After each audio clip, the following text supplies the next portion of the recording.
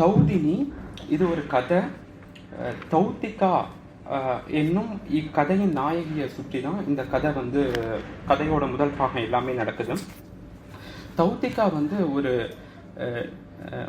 நடுத்தர குடும்பத்தை சேர்ந்த ஒரு 23 வயதுடைய ஒரு பொண்ணு. அவரோட அப்பா ஒரு ஆட்டோ ஓட்டுநர், அம்மா இல்லத்தரசி. தௌத்திகாவுக்கு ஒரு இளைய தங்கை, அவளை விட ஒரு 3 வயது குறைந்த ஒரு இளைய தங்கையும் இருக்காங்க.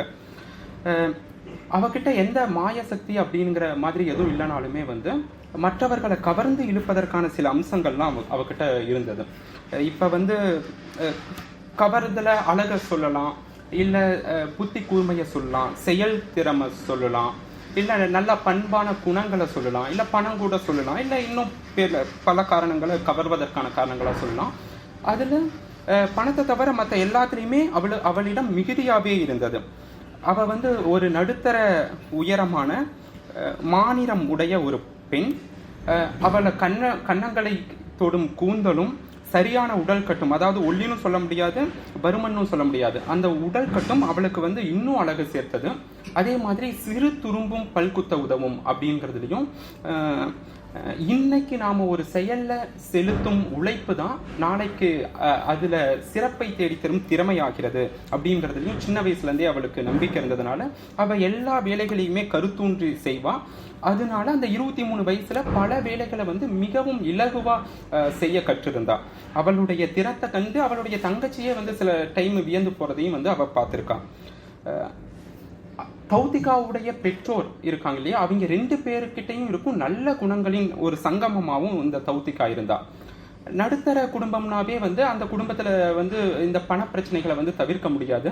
அது மாதிரி அவங்க அப்பா அம்மா படும் பணப்பிரச்சனைகள்லாம் அவ கூட இருந்து பார்த்ததுனால அவ ஆடம்பரமாக இல்லாமல் எப்போவுமே எளிமையாக இருப்பான். தௌத்திகா எல்லாத்துக்கிட்டையும் பேசி சிரித்து ஒரு அளவலா எல்லாத்துக்கிட்டையும் அதிகம் பேசுபவள் இல்லை. 90களில் பிறந்து வளர்ந்தவள் இல்லையா, அப்போ ஒரு பையனும் ஒரு பொண்ணும் பேசிக்கிட்டாவே அது காதல் தான் அப்படின்னுங்கிற சமூக நிலைமை இருந்தது.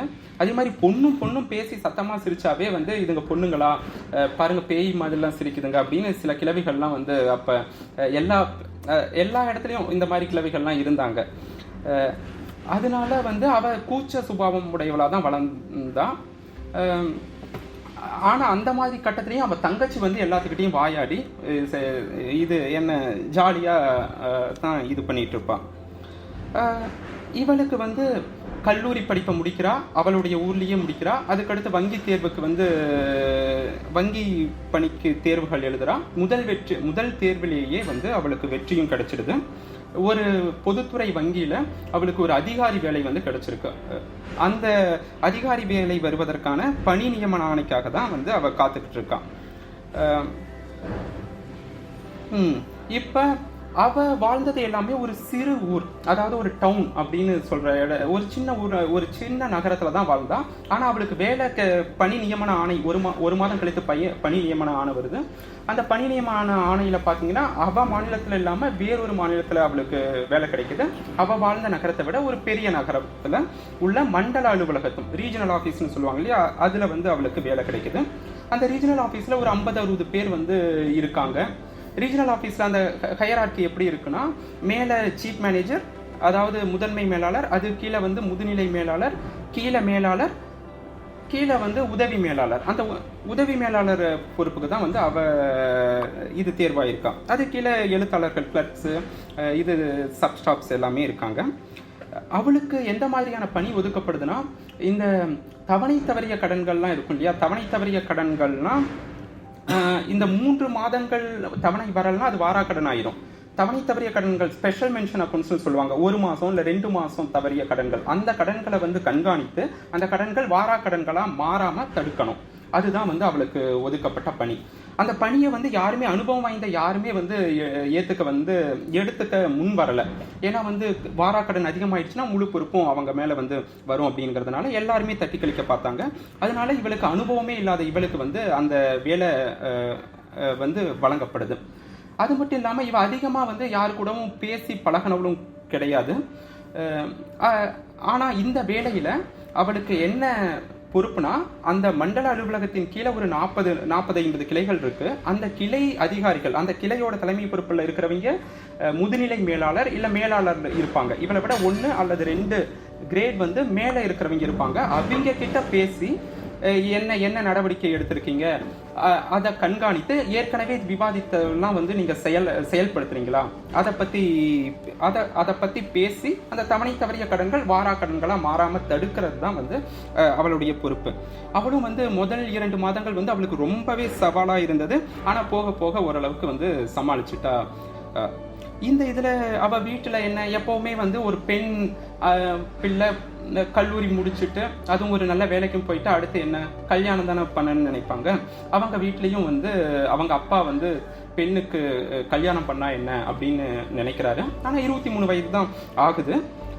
ஆனாலும் அவரோட அப்பாவோட தங்கைகள் 2 பேர் இருக்காங்க. அந்த தங்கைகளுக்கு 2 மகன்கள் இருக்காங்க. 2 மகன்களுக்குமே வந்து அந்த தௌத்திகாவை வந்து இது பெண் கேட்குறாங்க.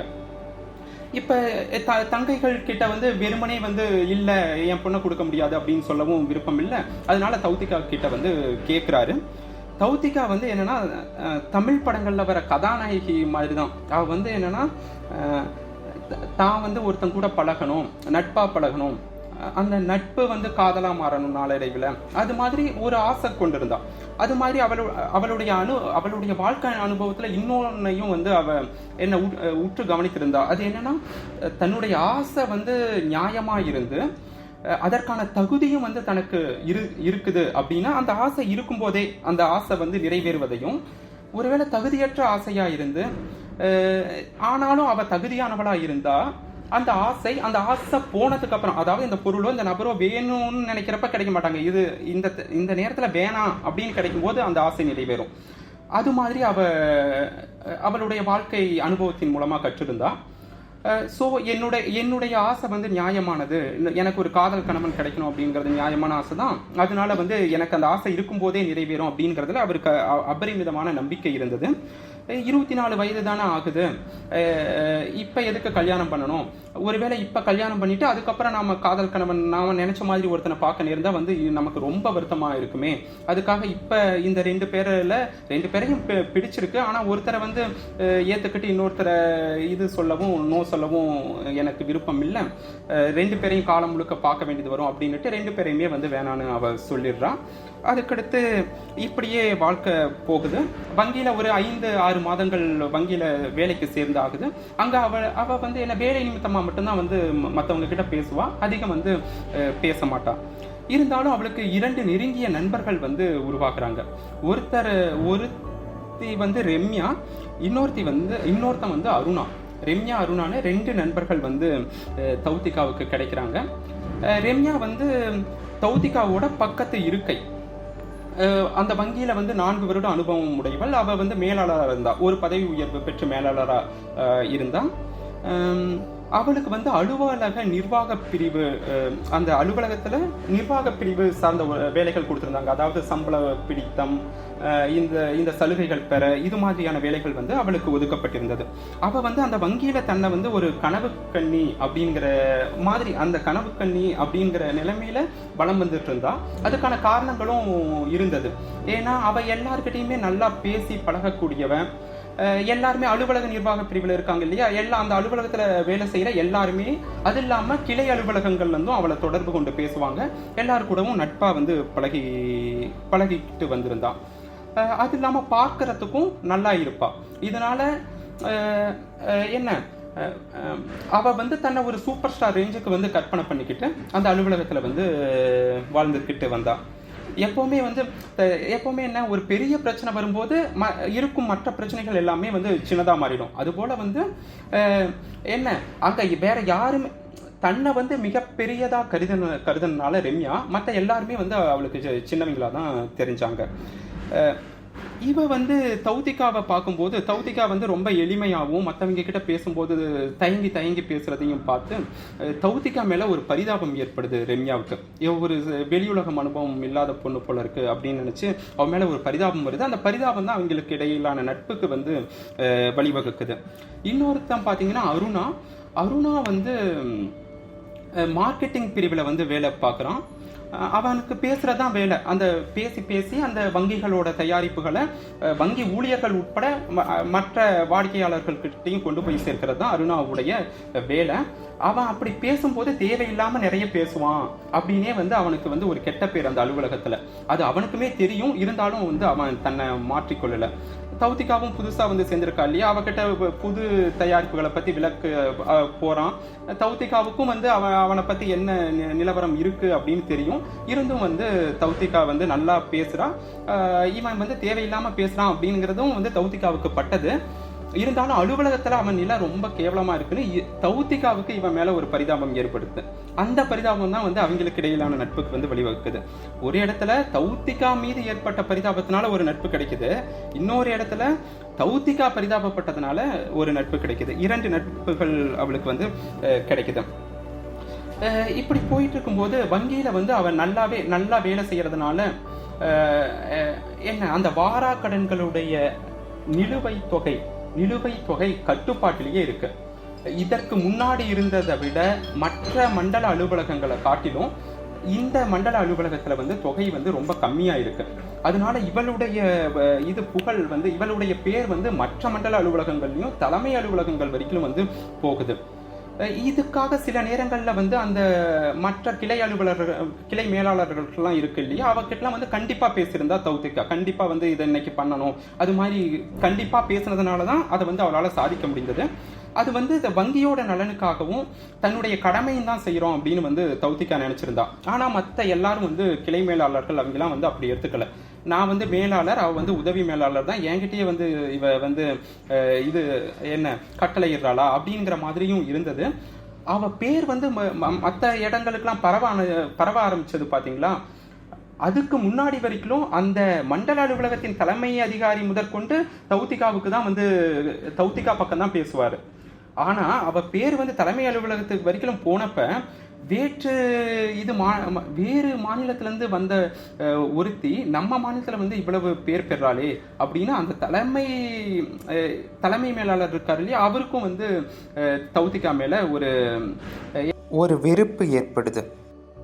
கிளை மேலாளர்கள்லாம் என்ன நினைக்கிறாங்கன்னா, நாம வேலை செய்யறதுனால தானே அவளுக்கு நல்ல பேர் கிடைக்குது, நாம இப்ப வந்து அந்த கடன்களை வந்து வசூலிக்காம விட்டுட்டா என்ன, அவளுக்கும் வந்து கெட்ட பேர், அவளையும் இறக்கி விட்டுடலாம் இல்லையா, அப்படியும் யோசிச்சுட்டு இருக்காங்க.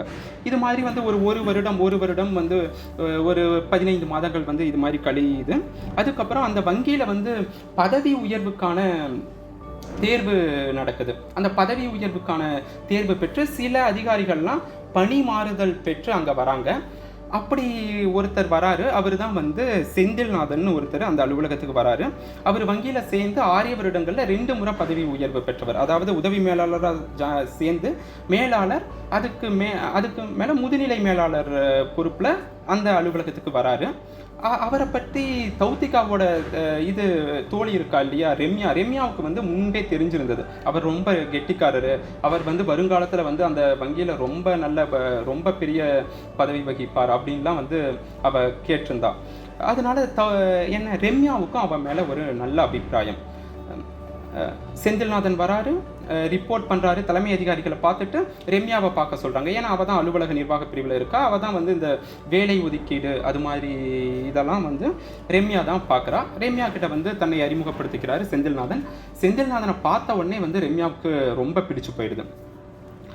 ரெம்யா வந்து என்ன எவ்வளவுதான் அடக்கலான்னு பார்த்தாலும் அவங்க கிட்ட பேசும்போது அந்த சிரிப்பு முகத்துல வந்து சிரிச்சுக்கிட்டு பேசிடுறா. அந்த அளவுக்கு அவளை செந்தில்நாதனை ரெம்யாவுக்கு பிடிச்சிருக்கான். செந்தில்நாதன் வந்து ரெம்யா சிரிக்கிறதையும் கவனிச்சான், ரெம்யா பக்கத்து சீட்ல இருக்கிற தௌத்திகாவையும் கவனிச்சான். அதுக்கடுத்து செந்தில்நாதன் இருக்கைக்கு போனதுக்கு அப்புறம் ரெம்யா வந்து யோசிக்கிறா.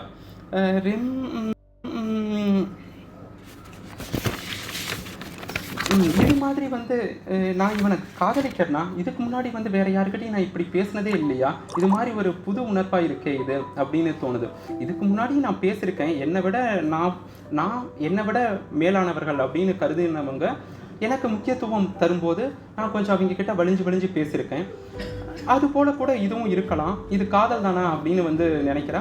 சரி இருக்கட்டுமே, இப்போ தானே வந்திருக்கான், நான் இந்த அலுவலகத்தில் வந்து நான் ஒரு சூப்பர் ஸ்டார், வர வர என்னோட மதிப்பு வந்து அவனுக்கு தெரியும், அவனுக்கே வந்து என் மேலே ஈடுபாடு வந்தாலும் வரும், போக போக பார்த்துக்கலாம் அப்படின்னு சொல்லி வந்து என்ன ரம்யாவும் அப்போதைக்கு விட்டுடுறான். இவனுக்கு இந்த செந்தில்நாதனுக்கு என்னென்னா வந்து கடன் விண்ணப்பங்களை வந்து கிரெடிட் அசஸ்மெண்ட், அதாவது வங்கிகளில் வந்து கடன் வழங்குவாங்க. அந்த கடன் விண்ணப்பங்கள் மண்டல அலுவலகங்களாலும் மதிப்பிடப்படும். சரியாக அவங்க வந்து எல்லாத்தையும் வாங்கியிருக்காங்களா, சரியாக விண்ணப்பங்கள்லாம் வாங்கியிருக்காங்களா அப்படின்னு மதிப்பிடப்படும். அந்த வேலையும் கொடுக்குறாங்க.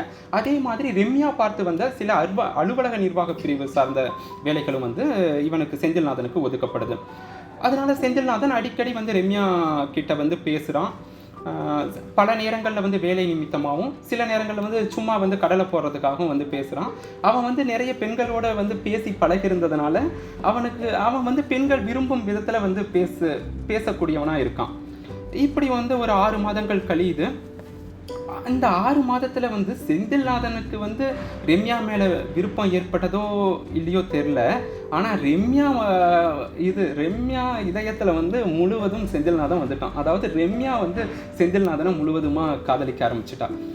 ஆனால் அவள் யாருக்கிட்டையும் வெளிப்படுத்தவும் இல்லை, யாருக்கிட்டையும் அதை பற்றி சொல்லவும் இல்லை. அவனே வந்து அவனும் என்ன வழியை வந்து என்கிட்ட பேசிட்டு தானே இருக்கான், அவனே வந்து என்கிட்ட காதலை சொல்லுவான், அது வரைக்கும் காத்திருக்கலாம் அப்படின்னு வந்து ரம்யா நினைக்கிறான்.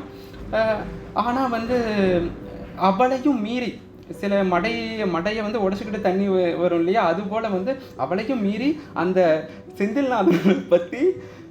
செந்தில்நாதனை பற்றி தௌத்திகா கிட்ட பேசுகிறா. செந்தில்நாதன் அப்படி இப்படின்னு பேசுகிறா. இவளுக்கு இது பாம்பின் கால் பாம்பரின்னு சொல்லுவாங்க இல்லையா, அது மாதிரி தௌத்திகாவுக்கு தெள்ள தெளிவாக விளங்கிடுது ரம்யா செந்தில்நாதனை காதலிக்கிறா அப்படின்னு. ஒன்று ரம்யா செந்தில்நாதனை காதலிக்கிறா அப்படின்னு கேட்ட உடனே தௌத்திகாவுக்கு வந்து திக்குன்னு வந்து அவ என்ன மனசு வந்து சோகம், ஒரு இனம் புரியாத சோகம்னு சொல்லுவாங்க இல்லையா, அந்த இனம் புரியாத சோகம் வந்துடுது. இந்த 6 மாதங்களில் ரம்யாவோட இருக்கைக்கு அடிக்கடி வந்து செந்தில்நாதன் பேசுகிறத பார்த்து தௌத்திகாவும் இப்போ செந்தில்நாதனுக்கு ரம்யா மேலே இது விருப்பம் இருக்கு போல இருக்கு, அதனால தான் வந்து பேசுகிறான் அப்படின்னு தான் நினச்சிட்டு இருந்தா. ஆனால் போக போக தான் தெரிஞ்சது செந்தில்நாதன் வந்தது தௌத்திகாவுக்கு அப்படின்னுட்டு. செந்தில்நாதன் ஏதாவது அந்த காமெடி என்ன ரம்யாவுக்கு சில காமெடி சொல்லுவான். அந்த காமெடியை கேட்டு இவளும் கேட்டு சிரிப்பா. அப்படி சிரிச்சா வந்து இன்னும் சில காமெடிகளை வந்து அவன் அப்படியே வந்து துள்ளி குதிச்சு சொல்லுவான். ஆனால் வந்து இவகிட்ட இந்த தௌத்திகா கிட்ட இருந்து எந்த ரெஸ்பான்ஸும் வரலன்னு வச்சுக்காங்களேன். அவன் வந்து ரொம்ப இந்த என்ன தூங்குற மாதிரி நடிக்கிற தாயை எழுப்ப முயன்ற தோற்று போகும் குழந்தைன்னு சொல்லுவாங்க இல்லையா, அது மாதிரி வந்து அவன் மனம் சுருங்கி போயிடுவான். இதுக்கு இவன் வந்து அவகிட்ட பேச வர மாதிரி வந்து என்ன ஏன் பார்க்கணும், என்கிட்டயே நேரடியாக பேசலாமே அப்படின்னு தௌத்திகாவுக்கு கூட தோணுது. ஆனால் அதுக்கு வந்து தௌத்திகாவுக்கும் செந்தில்நாதனுக்கும் நேரடியாக பணி சம்பந்தமாக எந்த தொடர்பும் இல்லை. அது இல்லாமல் எல்லார்கிட்டையும் பேசக்கூடியவல்ல தௌத்திகா, கொஞ்சம் கூச்ச சுபாவம் உடையவன். அதனால வந்து அதுதான் காரணமாக இருக்கும் அப்படின்னு முடிவுக்கும் வரா தௌத்திகா. தௌத்திகாவுக்கும் வந்து செந்தில்நாதனை பிடிச்சிருந்தது. ஏன்னா தௌத்திகா வந்து முதல்ல ரொம்ப கவனமாக தான் அவன் தன்னை பார்க்குறான் அப்படின்னு தெரிஞ்ச உடனே கொஞ்சம் கவனமாக தான் இருந்தாலும் ஒரு 6 மாதமாக வந்து எவ்வளோ பெரிய நடிகனாக இருந்தாலும் அவன் அந்த நடிப்பை வந்து ஒரே நேர்த்தியில் கொண்டு போக முடியாது, அவன் நல்லவனாக தான் இருக்கணும் அப்படின்னு ஒரு முடிவெடுத்து என்ன நான் கனவு கண்ட காதலன் இவன் தான், நான் காத்திருந்தது வந்து சரிதான் அப்படின்னுங்கிற முடிவுக்கு அவள் வந்திருந்தா. ஆனால் ரம்யா அருண் செந்தில்நாதனை காதலிப்பா அப்படின்னு ஒரு நிமிஷமும் இவன் நினைக்கல, தௌத்திகா நினைக்கல. ஏன்னா ரம்யா வந்து எல்லாத்துக்கிட்டையும் அப்படி தான் பேசுவாள். எப்படி செந்தில்நாதன் கிட்ட சிரித்து பேசுகிறாளோ அதே மாதிரி மற்றவங்க கிட்டையும் பேசுவாள். அதனால ரம்யா வந்து செந்தில்நாதனை காதலிக்க சான்ஸ் இல்லை, வாய்ப்பு இல்லை அப்படின்னு தௌத்திகா நினச்சா. இப்போ வந்து இந்த மாதிரி சூழ்நிலையில் வந்து இப்போ என்ன செய்யறதுன்னு தௌத்திகாவுக்கு ஒன்றுமே விளங்கலை. தன்னுடைய நெருங்கிய தோழி அவளும் வந்து தன்னுடைய காதலனையே காதலிக்கிறா. இப்போ என்ன செய்யறதுன்னு வந்து அவளுக்கு தெரியல. மெதுவாக யோசிச்சா, ஒருவேளை ரம்யா வந்து என்னோட நிலையிலிருந்து அவள் என்ன பண்ணுவா அப்படின்னு யோசிச்சு பார்த்தா. அப்படி யோசிச்சு பார்க்கும்போது ஒருவேளை நானாக தானே கண்டுபிடிச்சேன், அவள் வாயை திறந்துலாம் சொல்லலை, நான் போய் முந்திக்கிட்டு போய் வந்து செந்தில்நாதன் கிட்ட காதலை சொல்லிட்டா என்ன அப்படின்னு கூட ரம்யா யோசிக்கக்கூடியவ தான் அப்படின்னு தௌத்திகாவுக்கும் பட்டது. சரி நான் அப்படி பண்ணா என்ன, எனக்கு மனசாட்சி உறுத்துமோ அப்படின்னு அவளுக்கு படுது. சரி, மனசாட்சி உறுத்துறது ஒரு பக்கம் இருக்கட்டும். ஏற்கனவே வந்து என்ன இந்த அலுவலகத்தில் 2 பேர் வந்து என்னை பார்த்துக்கிட்டு இருந்தாங்க. அவங்க வந்து காதலை சொன்னதை நான் நிராகரித்தேன். காதலை ஏற்கிறதும் மறுக்கிறதும் வந்து என்னுடைய உரிமை அப்படிங்கிறத கூட தெரியாமல் அவங்க என் மேலே கோபத்தில் இருக்காங்க. அவங்க வந்து என்னை வந்து பழி வாங்கிறதுக்கான வாய்ப்புகளை எதிர்நோக்கி இருக்காங்க. இப்போ நான் ஒருவேளை செந்தில்நாதன் கிட்ட நானாக போய் காதலை சொன்னால் ரம்யாவும் அவங்க கூட சேர்ந்துக்குவா. ரம்யாவும் சேர்ந்துக்கிட்டு என் மீது நான் மயக்கி அவனை விழ வச்சுட்டேன், செந்தில்நாதனை வந்து நான் மயக்கிட்டேன் அப்படின்னு அலுவலகம் ஃபுல்லாக பரப்பலாம். மற்றவங்க என்ன பேசுனா என்ன, நாம் நம்ம வாழ்க்கையில் தானே பார்க்கணும், மற்றவங்களை பற்றி நாம் எதுக்கு நினைக்கணும் அப்படின்னு சொல்லுவாங்களே, அது நடைமுறையில் சாத்தியமா அப்படின்லாம் வந்து யோசிக்கிறா. மற்றவங்க எண்ணங்கள் வந்து நம்மளை எதுவுமே பாதிக்காதா அப்படின்லாம் வந்து தௌத்திகா யோசித்து பார்க்குறா. யோசித்து பார்த்துட்டு இதுக்கு ஒரே ஒரு வழி தான் இருக்குது, செந்தில்நாதன் தான் இதுக்கான வழி. செந்தில்நாதன் தானே வந்து இது ரம்யாவுக்கு ஈடுபாடு செந்தில் மேலே வர மாதிரி செந்தில்நாதன் தானே நடந்துக்கிட்டான், அவனே இதுக்கு பதில் சொல்லட்டும். இதுக்கு மேலே வந்து நம்ம செந்தில்நாதனை பார்க்குறதும் வேணாம், எதுவுமே வந்து அவனுக்கு எந்த ஒரு பதிலும் சொல்ல வேணாம். செந்தில்நாதனே இதுக்கு அவன் ஒரு வேளை வந்து ரம்யா தான் பிடிச்சிருக்குன்னு ரம்யா பக்கம் போனால் ரம்யா அப்படியே போக விட்டுடலாம். ஒருவேளை என்ன தான் பிடிச்சிருக்கு அப்படின்னு என் பக்கம் வந்தால் நாம் அப்போ கேட்கலாம், ரம்யாவுக்கு நீ செஞ்சது சரியா அப்படின்னு நாம் கேட்கலாம் அப்படின்னு முடிவெடுக்கிறான் தௌத்திகா. இது அந்த நாள்லேருந்து தௌத்திகா செந்தில்நாதனை பார்க்கறத முழுசாக நிறுத்திட்டா. இது செந்தில்நாதன் என்ன முயற்சித்தும் தௌத்திகா வந்து அவளுக்கு எந்த ஒரு பதிலும் சொல்லலை. இதனால செந்தில்நாதன் வந்து ரொம்ப மனம் முடிஞ்சு போயிடுறான். அவனுக்கு தெரிஞ்சிடுது இது காரணம் ரம்யா தான் அப்படின்னு. அவன் யோசிக்கிறான், ஒருவேளை ரம்யா வந்து என்னை காதலிக்கிறத தௌத்திகா கிட்ட சொல்லியிருப்பாளோ அப்படின்னு நினச்சி பார்த்தா இல்லை, அதுக்கு வாய்ப்பே இல்லை. ஏன்னா ரம்யா வந்து செந்தில்நாதன் ரம்யாவில் காதலிக்கிறான் அப்படின்னு சொல்கிறத தான் விரும்புவாளே தவிர ரம்யா செந்தில்நாதனை காதலிக்கிறா அப்படின்னு சொல்கிறத விரும்ப மாட்டா அப்படிங்கிறது அவனுக்கு தெளிவாக விளங்குனது. அதனால வந்து சரி, எது என்னவா இருந்தால் என்ன, தௌத்திகாவை இலக்க நான் தயாராக இல்லை, நானே போய் அவகிட்ட பேசுகிறேன் அப்படின்னு ஒரு தீர்மானத்துக்கு வரான் செந்தில்நாதன். சரி, இந்த மாத கடைசி இருக்கு இல்லையா, அந்த வார கடைசியில் வந்து நாம் அவகிட்டே போய் நேரடியாக நான் காதலிக்கிறேன் அப்படின்னு சொல்லிடலாம் அப்படின்னு ஒரு முடிவுக்கு வரான். அந்த மாத கடைசியும் வருது, வார கடைசி வருது. அன்னைக்கு காலையில் வந்து ரம்யா கிட்ட ஒரு வேலைக்காக போனவன் தௌத்திகா அங்கே டீ குடிக்க போகிறத பார்த்து உடனே வந்து தௌத்திகா கிட்ட பேசலாம் அப்படின்னு வேகமாக ரம்யாவுடன் உரையாடலை முடிச்சுட்டு தௌத்திகா கிட்ட வரான். இதை பார்த்த ரம்யாவும் அவங்கள பின்தொடர்றான். இவன் தௌத்திகாவை பார்த்து இன்னைக்கு சாயங்காலம் வீட்டுக்கு போகும்போது நானும் உங்கள் கூட வரேன், உங்கள் கூட பேசணும் அப்படின்னு சொல்லுறான் செந்தில்நாதன். தௌத்திகாவுக்கு நல்லாவே புரியுது எதுக்காக பேச வரான் அப்படின்னுட்டு உடனே சரிங்க வாங்க அப்படின்னு சொல்லிடுறான். அதுக்கடுத்து அவள் இருக்கைக்கு வந்துடுறா. இதை எல்லாத்தையுமே வந்து ரம்யாவும் மற்றவங்க கிட்ட பேசுகிற மாதிரி கவனிச்சிட்ருக்கா. ரம்யாவுக்குன்னா அவ்வளவு கோபம். தான் காதல் தோல்வியை நினச்சி வருத்தம் ஒரு சைடில், இன்னொரு சைடு வந்து தனக்கு வந்து சற்றும் இணையில்லாதவள் அப்படின்னு நினச்ச ஒருத்தி மற்றவர்களால் தன்னை விட வந்து உயர்ந்த அளவில் மதிக்கப்படுறாளே அப்படின்னு நினைக்கும் போது அவளுக்கு அந்த சோகம் கோபம் எல்லாம் வந்து ஒரு சேர வருது. இவ இந்த நிலைமைக்கு வர நான் தானே காரணம், இவளுக்கு நான் மற்றவங்க இது பண்ண போது கூட மற்றவங்க இவளை பற்றி தப்பாக சொன்னப்போ கூட நான் இவளுக்கு ஆதரவு பண்ணியிருக்கேன், நானே இவளை மீண்டும் இறக்கி விட்டுட்டா என்ன அப்படின்னு யோசிக்கிறா. சரி, இவளை எப்படியாவது எனக்கு கீழ்நிலைக்கு கொண்டு வரணும் அப்படின்னுங்கிறதுல ரம்யா உறுதியாயிட்டா. அதுக்கு என்ன பண்ணணும், ஃபஸ்ட்டு வந்து செந்தில்நாதனையும் தௌத்திகாவையும் சேர விடக்கூடாது.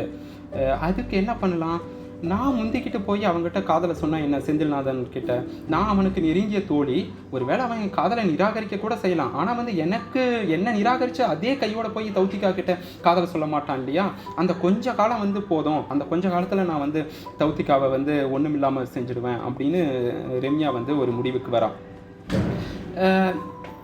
இப்போ வந்து இதுக்காக என்ன பண்ணுறான்னா, முதல்ல போய் காதலை சொல்லலாம் அப்படின்னு சொல்லிட்டு அந்த மதிய உணவுக்கு வெளியில் போகும் வழக்கம் கொண்டவன் செந்தில்நாதன். மதிய உணவுக்கு வெளியில் போகலாமா அப்படின்னு வந்து செந்தில்நாதனை கேட்குறா. செந்தில்நாதனுக்கு லஞ்ச் பேக் அவள் கொண்டு வந்தது ஞாபகம் இருந்தது. அவகிட்ட பேசும்போது பார்த்துருந்தான். அதனால வந்து இல்லை இன்னைக்கு வந்து மாத கடைசி இல்லையா, அதனால வேலை அதிகம் இருக்கும், வெளியே போக முடியுமான்னு தெரியாது அப்படின்னு சொல்கிறான். சரி டின்னருக்கு போகலாமா அப்படின்னு கேட்குறா ரம்யா. அதையும் வந்து இவன் உள்நோக்கத்தை எல்லாத்தையும் புரிஞ்சுக்கிட்டு இல்லை இன்னைக்கு என் நண்பன் வரான், அவனை நான் பார்க்கணும் அப்படின்னு சொல்லி தவிர்த்துடுறான். இப்போ ரம்யா வேறு வழி இல்லாமல் திரும்பி வரா. இப்போ ரம்யாவுக்கு இருக்கிற ஒரே வழி அவங்க 2 பேரும் பேசுகிறத தடுக்கிறது. எப்போ சாயந்தரம் 6 மணிக்கு வந்து போக போகிறாங்க. அப்போ நாமளும் அவங்க கூடவே போய் இது செந்தில்நாதன் சொல்கிறதுக்கு முன்னாடி நான் சொல்லிட்டா என்ன அப்படின்னு வந்து அவள் இது பண்ணுறா, முடிவெடுக்கிறா ரம்யா. சாயங்காலம் 6 மணியும் வருது. 6 மணி வந்தவுடனே 6 மணிக்கு தௌத்திகா எப்போவுமே வந்து வேலையை முடிச்சுட்டு கிளம்பிடுவா. ஆனால் ரம்யா வந்து நீண்ட நேரம் வேலை செய்யும் பழக்கம் உடையவன். தௌத்திகா வழக்கம் போல் வரேன் ரம்யான்னு சொல்கிறான். ஒரு 5 நிமிஷம் பொறு நானும் வரேன் அப்படின்னுட்டு அந்த மேலதிகாரி கிட்ட போய் சொல்லிட்டு வரலாம் அப்படின்ட்டு ரம்யா உள்ற போனால் அவர் வந்து கூப்பிட்டு வச்சு அவரோட சொந்த கதை இது வேலை கதை அப்படின்னு மாற்றி பேசி ஒரு அரை மணி நேரம் ஆக்கிடுறாரு. இவளுக்குன்னா ரம்யாவுக்கு அங்கே உள்ற நின்றுக்கிட்டு வெளியே என்ன நடக்குதுங்கிற இதுதான் போயிட்டு இருக்கு. வெளியே வந்து பார்த்தா ஐயோ போயிருப்பாளோ, எல்லாம் நம்ம இது திட்டம் எல்லாம் பாலா போயிடுச்சோன்னு வந்தா தௌத்திகா வந்து அதே இடத்துல உட்காந்துட்டு இருக்கா. அப்பாடா வந்து எப்படியோ இவ இங்கே தான் இருக்கா, எதுவும் நடக்கலை போல இருக்கு அப்படின்னு அவளுக்கு ஒரு நிம்மதி பெருமூச்சு. 2 பேரும் வந்து கிளம்புறாங்க. தௌத்திகாவும் ரம்யாவும் வந்து கிளம்புறாங்க. 2 பேரும் பிரிஞ்சு அவங்க வீடுகளுக்கு போகிற இடம் வருது. ரம்யாவை வீட்டுக்கு வந்ததுக்கு அப்புறம் தான் ஞாபகம் வருது, யாரோ நம்ம மேலதிகாரி என்ன அறையிலேருந்து வெளியே வரும்போது கீழே போன சத்தம் கேட்டதே, கால் சத்தம் கேட்டதே, அது ஒருவேளை வந்து செந்தில்நாதனா இருக்குமோ அப்படின்னு பயப்படுறா. அது செந்தில்நாதன் தான்.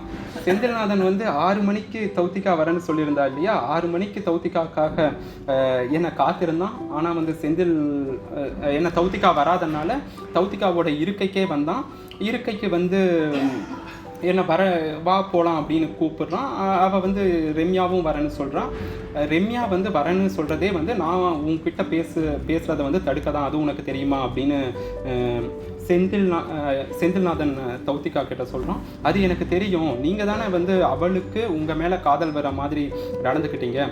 அவள் இப்போ வந்து அவளுடைய காதலை காப்பாற்றிக்க செய்யும் முயற்சிகள் வந்து எந்த விதத்துலையும் வந்து தப்புன்னு எனக்கு தோணலையே அப்படின்னு அவள் சொல்லுறான். அப்படி சொல்லும் போது இங்கே அதுக்கான விளக்கத்தை வந்து செந்தில்நாதன் சொல்கிறான். இங்கே என்ன, நமக்கு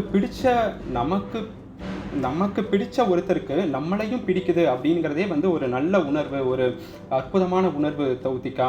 இது வந்து காதலர்களுக்கு மட்டும் இல்லை, இது வந்து நட்புக்குமே பொருந்தும். எனக்கு வந்து ரம்யாவை எந்த அளவுக்கு பிடிக்குமோ அதே அளவுக்கு பிரியாவையும் பிடிக்கும், திவ்யாவையும் பிடிக்கும். இது காதலோ காமமோ கிடையாது. அவங்க வேலையில் இருக்கும் நேர்மையாக இருக்கலாம், அல்லது பணிவான குணமாக இருக்கலாம். ஏதோ ஒன்று அவங்க மேலே பிடிச்சிருக்கு. அதனால தான் வந்து நான் அவங்கள எனக்கு பிடிச்சிருக்கு. அவங்கக்கிட்ட நான் பேசும்போது சிரிச்சுக்கிட்டு பேசுகிறேன் அப்படின்னு அருண்குமார் விளக்கம் சொல்கிறான். அருண்குமார் சொல்கிற விளக்கமே வந்து இவளுக்கு ஏற்புடைய